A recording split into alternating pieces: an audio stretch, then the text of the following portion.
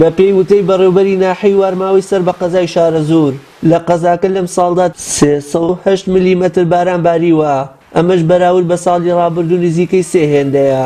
بەو هۆیەوە بەشێکی زۆری دەریاچە وەرزی و کانیاوەکانی سنوورەکە ژیاونەتەوە. لە هەمان کاتدا بارانی بەخور لە چەند سەعاتی ڕابردوودا زیانی بە بەشێکی زۆری پرد و ڕێگاوبانەکانی سنوورەکە گەیاندووە، لەوانەش پردی جەرداسنە و پردی بەستنەوەی گوندی دەق و کانی مرواری و بێسەڵمێن و کانی بەردینە. هەتا ئیساکێ لەخوا بەزیاوی هیچ مەترسێکی نییە و عەرزیش تا ئیسە تینیەتی، یعنی تینەتی چەند ساڵی پێشووی پێوە دیار بووە، شەقی وای تیا بووە ئەوە هەمووی چۆتە ناوت.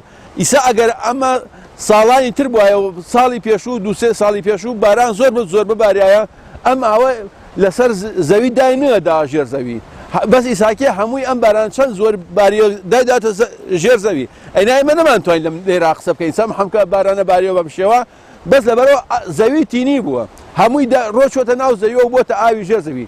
خی گەورە ناو ژێر زەویە کۆی کردوتەوە، ئەوە تا الحەمدولیلا هەموو بیر و کانی و هەمووی تەقیوە. سپاسی شارەوانی شارە زوورەکەم کە بەڕاستی لێبڕاوانە ماندوونە ناسانە بە دەنگمانەوە هاتن و چارەسە هاوکاری شارەوانی وارماوەیان کرد و کێشەکەیان چارەسەر کرد. سواز بخوا.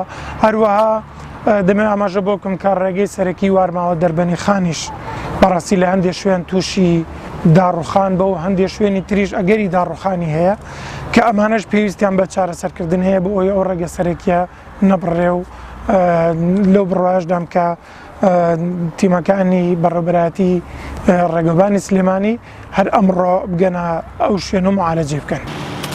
تا ئێستا شارەوانی وارماوە بۆ ڕووداوە لە ناکاوەکان ناچارە سوود لە کەرەستە و ئامێرەکانی شارەوانی قەزای شارە زۆرت بگرێت. ئەمەش لە کاتێکدایە ئەم ناحیە دەیان گوندی لەسەرە و نەبوونی ئامێر و کەرەستەی پێویستیش لە هەر ڕووداوێکی سروشتیدا گرفت بۆ هاتوچی هاوڵاتیان و ژیانی ئاساییان دروست دەکات. وشیار محەممەد کەناڵی ئاسمانی پەیام قەزای شارە زۆر.